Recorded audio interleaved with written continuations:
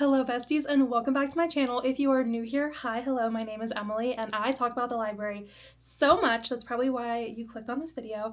And if you have been here before, then big forehead kiss to you for coming back and welcome back.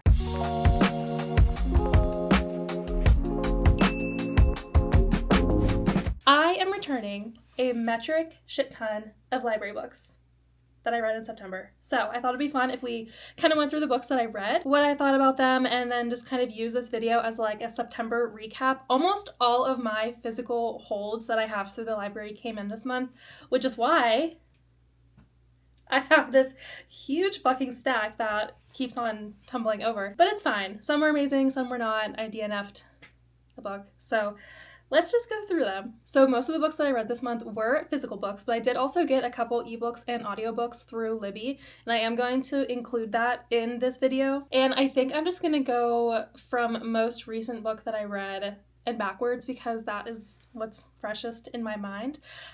So in this stack, 1, 2, 3, 4, 5, 6, 7 books. And then there's like 2 or 3 or 4 in electronic format. So yeah, so the first book that I picked up was The Salt Grows Heavy by Cassandra Khaw. This is a retelling of the classic fairy tale The Little Mermaid, and we pick up after what we know as The Little Mermaid tale to be. So we know that in the original story, Ariel loses her voice to be with a man, and the way that the mermaid in this story loses her voice is by having her tongue cut out by the man that she went to live with. So she marries the prince, she has children, she has 2 daughters, and where this story starts off is these 2 daughters have completely devoured the king, the kingdom, everybody who lives in the area, and so this mermaid now is on the run. She ends up meeting this plague doctor, and they both end up in a village with like ageless children almost, and these children have like a huge thirst for blood, and they end up like killing each other and then being brought back, and it's very dark. But with these children are also 3 saints who kind of like keep an eye on them, and it's very disturbing. So these saints also like sort of control the children, and we find out that the plague doctor who she is traveling with knows these saints, so there's a little bit of like a backstory for them as well. I actually don't know if there are any other like fairy tale retellings, or I don't know if there's any other fairy tale retelling in this other than The Little Mermaid. I tried to like go do some research, but it just kept saying The Little Mermaid. But I feel like the 3 saints probably mean something. I just don't know what. And this book is like very short. It's like 100 pages. It is really good. I feel like I'm too stupid for this book because, you know, like with retellings and especially with like fairy tales, there's always like a lesson that is to be learned whenever you read the book. I have no fucking clue what the lesson for this book was. Maybe that like even women who are in abusive relationships still have teeth. Like, I don't know what it is, but I had a really good time with it. And if you are going to pick it up, just know that there is like a lot of horror in it. It is gruesome, but it is a very quick and very good read. So the next 3 books that I read were books 2.5, 3, and 4 of the Crowns of Nyaxia series.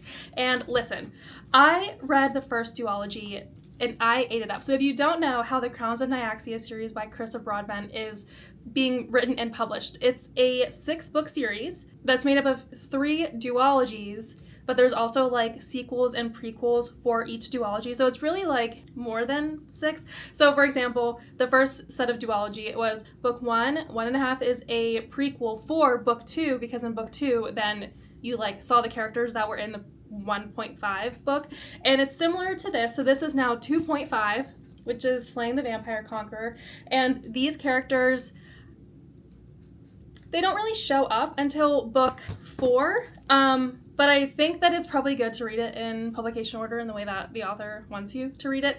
Actually, this prequel was my favorite of the 3 that I just read. It is definitely like a shorter book, where in the 1.5 prequel for book 2 in the first duology was very short. This one is like a standard size novel. It's like 350 pages. This is definitely not necessary to read if you just want to read the duology, the second duology in this series, but I do recommend it because like this was my favorite of the 3 that I read. And we also see a little bit of like the human, like humans and the human realm and the human nation and stuff like that, because there's like the vampire realm and then there's the human realm all on the same, you know, planet. But you see a little bit of it in here, and I think it is good. And it's I think the way that the next duology, the last 2 books in this series are set up, it probably is good to read this. So I'm actually gonna change what I said, and you should read this book if you're going to read the entire series. And I think one reason why I liked this prequel so much more than these 2 books is because the themes were almost exactly the same between the 2, which I thought to be kind of odd because like you're supposed to read them together because the characters from the sequel or from the prequel 2.5 show up in book 4. So like it does go along with this duology, but the themes and like the character development and things like that were very similar, if not the same. And I just think it was done better in the prequel. So the second duology in the Crowns of Nyaxia series, it encompasses the Songbird and the Heart of Stone and the Fallen and the Kiss of Dusk. Oh my god, these fantasy titles are like a mouthful, but the covers are very cool. I actually like these more than the other duology.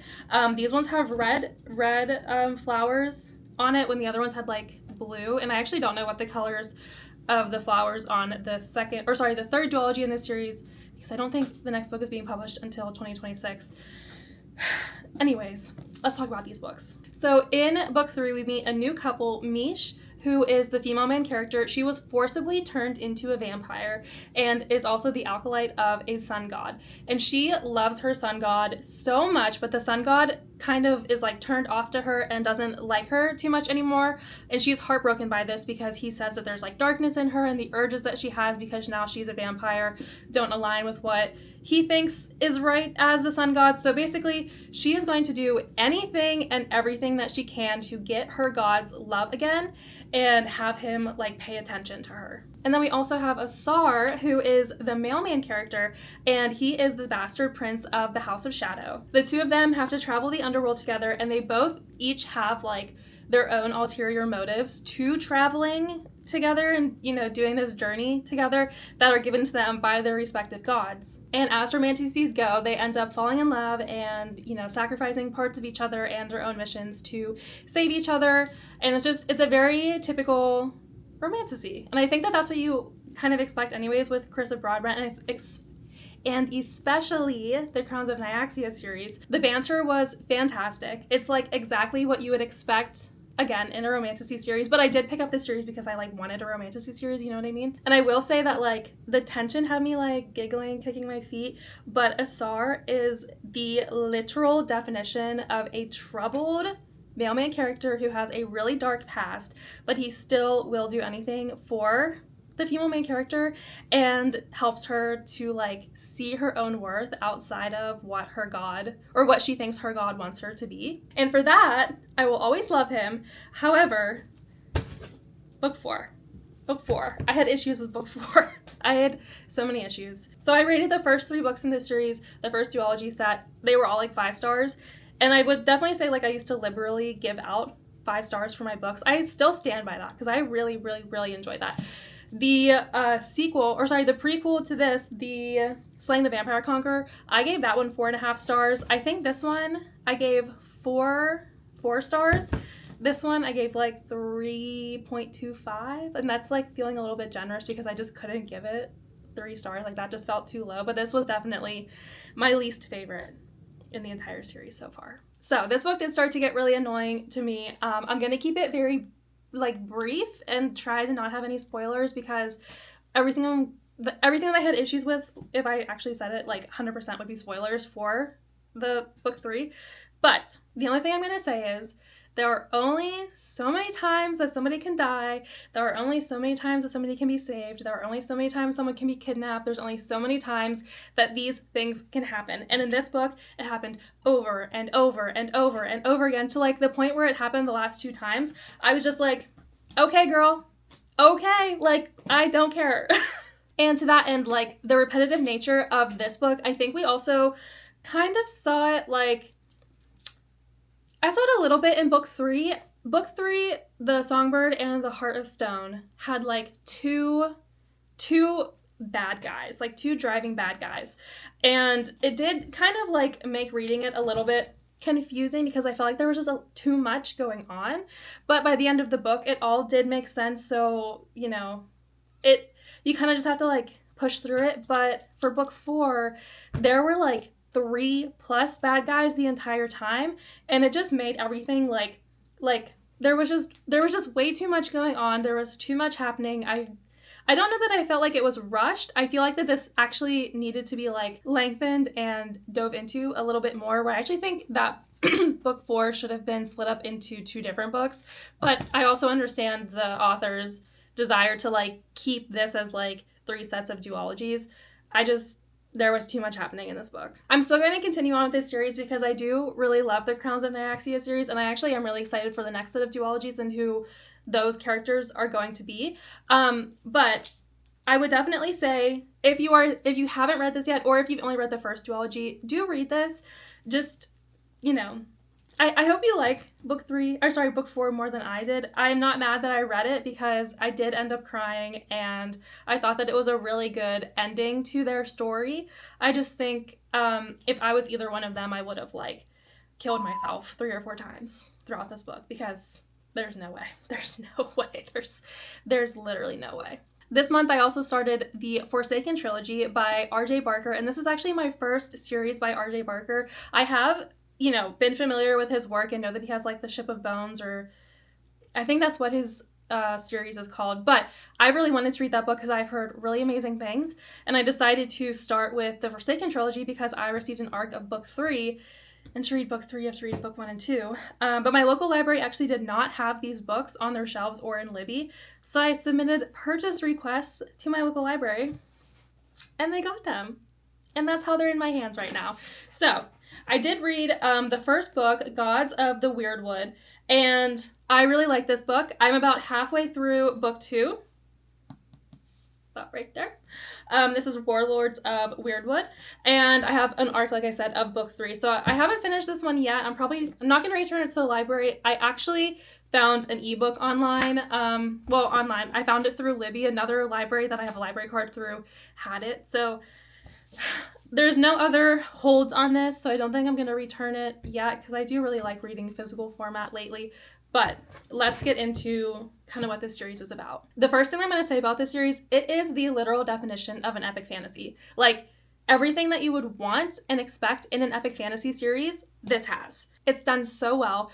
Both of the 2 books that I have read, because I've only read half of the second book, they both feel like extremely fast-paced, but not in a bad way. Like, with epic fantasies, you know that there's going to be like a journey, you know there's going to be life-altering stakes, you know there's going to be very clear-cut hero, bad person, like, you know. But with it being so fast-paced, like, it all is good. Because on one hand, I didn't feel like the story dragged, because I have read some epic fantasies where I feel like the story does drag a little bit just because there's so much going on. So on one hand, I didn't feel like that happened because it was fast-paced, but on the other hand, because it is so fast-paced, if you zone out for like 2 pages, you miss something, and then you're just like, what the fuck just happened? Like, that's how much is going on in this book. Yeah, you gotta like really, really, really pay attention, which I know you should like pay attention in all of your books, but you know, sometimes like you just zone out. You gotta reread the page that you zone out on. So the world that this story is set in, the Northern Hemisphere is in a continuous and forever winter. And Kahan, who is our main character, he was taken as a child from his family by some priests to be like the chosen one. He's like raised to be the chosen one of some god, and eventually he's supposed to like tilt the planet so that way his hemisphere gets summer back. And, you know, there's also like a war going on between like the North and the South. Like, there's just a lot. So we kind of meet Kahan whenever he is living as a forester outside of this one city, and he's definitely an outsider, you know, like he doesn't really like to talk to people, and he's very closed off. He kind of rejects his magic. And he's called a forester because he lives on the outskirts of this really magical forest that is also a very dangerous forest. I actually saw in somebody's review that they called this forest like Elvic horror, and I think that that is just like the perfect term to describe the setting of this forest and like the world building and the magic that is the forest. So Kahan is like the only one who can go into the forest and navigate the forest and knows how to survive it. So that's why he's said to be the forest, but also because nobody else can do it, that like makes him an extra outsider to everybody else. So yeah, so he has rejected this chosen one part of himself and rejected to use his power that comes along with being the chosen one. And then of course, like fantasies happen, he is kind of forced to come out of hiding by certain events, and it would like once again put him at the center, or like the defining person, the person who like determines the tipping point between the war of the North and the South. So that's something that we're kind of like seeing throughout book one. I will say that the first book is extremely heavy in world building, but it is done exquisitely. Like, you know, sometimes you read a story and then one of the main characters is like, oh, I have amnesia, I can't remember anything. Can someone tell me about it? Or like, oh, we're in a magical school and I am a chosen one and I don't know anything about it. Can someone tell me about it? Like, you know, it's like not natural. It's done so well in here. It's just like over the course of the book and even into the second book that I'm still reading, like you're finding more things out very naturally as the story progresses, and there's absolutely no like info dumping. It's like the author just like set you inside the story, expects you to know everything, and as it goes on, you like learn more, and it is just it's just done really well. So the first book, Gods of the Weirdwood, this is definitely like a world building book. The first half of the book, Kahan spends in this magical forest, so we kind of understand and learn what the forest is, what it can do, what kind of magical beings are in the forest, and how Kahan navigates the forest in order to survive, and also the different layers of the forest, because there's 3 different layers to the forest, so it's like a whole world in and of itself. So that's what's the first half of the book, and then the second half of the book we see more of like the political intrigue that is happening in the world, and also more of Kahan's powers, and also him like developing relationships with characters, things like that. I would definitely say that this book feels like it is just like a setup for the rest of the trilogy, but this is like over 500 pages. It's actually over 600 pages,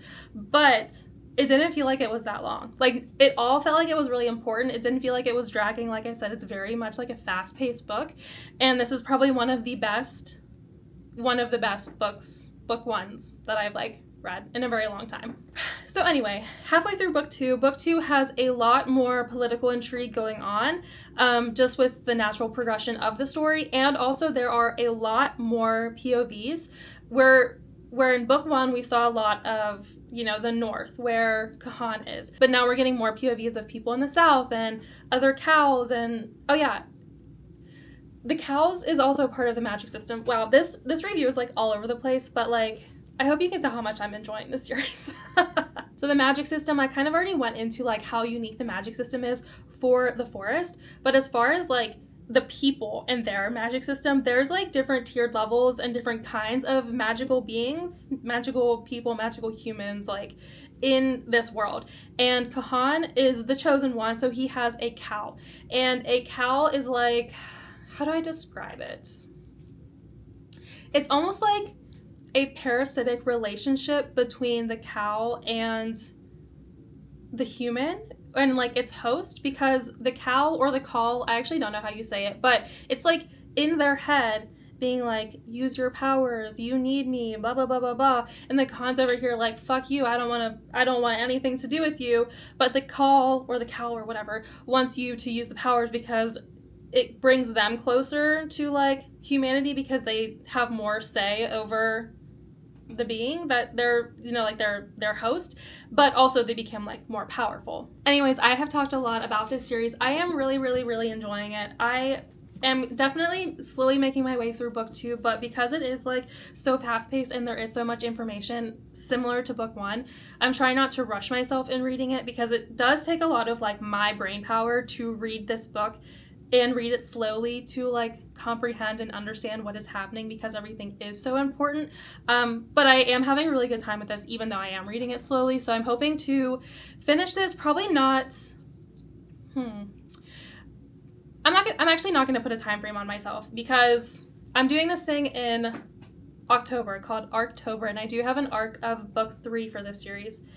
And I would love to get to it, but if I don't get to it, that's okay. But I think the plan is to at least start book 3 before the end of October for October. And the last book that I read from the library was The Dead Take the A Train. I actually DNF'd this book. This book is also horror. I've read a lot of horror this month, and I even read a lot of horror over the summer too, and I think because I have read so much, this just wasn't giving the horror that I needed it to. I thought that it was going to be much more like body horror, and that's what I picked up the book expecting. And I definitely think there is body horror in this book, but it's just not to the extent that I want to read it.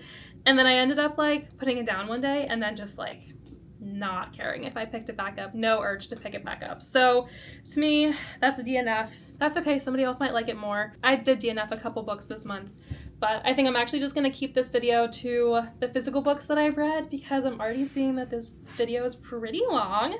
Definitely a yapper in this one. But these are the few library books that I read in September. I don't think I'm going to be getting many physical books from the library in October.